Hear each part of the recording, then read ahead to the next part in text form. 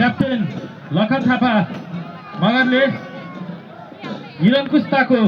विरुद्धमा आफ्नो आवाज बुलन्द गरेर छोटो आफ्नो जीवन युवा अवस्थामा नै उहाँले आफ्नो जीवन आफ्नो यस नेपाली समुदायको लागि निरङ्कुशताको विरुद्धमा राणा शासनको विरुद्धमा आफ्नो ज्यान आहुति गर्नुभएको थियो र त्यसकै लागि आज हामी 149औं लखन स्मृति दिवस मनाउन गइरहेका छौँ र त्यस्तै गरी अब हाम्रो झाँकी र्याली हाम्रो नेपाल मगर सङ्घ शुक्ला गण्डकी नगर समितिको ब्यानर सहित यहाँ उपस्थित भइसक्नु भएको छ। त्यस्तै गरी विभिन्न हाम्रो मगरहरूको मौलिक संस्कृति झल्किने आफ्नो नृत्यहरू गरी प्रस्तुत गर्दै यस झाँकी र्यालीमा उपस्थित हुनुभएको छ। त्यस्तै गरी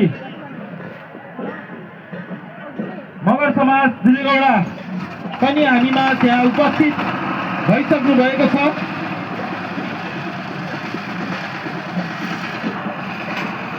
त्यस्तै गरी ढोरवाडा एकता मगर समाज बुद्धटोल शुक्ला गण्डकी बुद्धटोल उत्सवमा पनि हाम्रो यस स्टेजको अगाडि आइसक्नु भएको छ। सन् विक्रमसे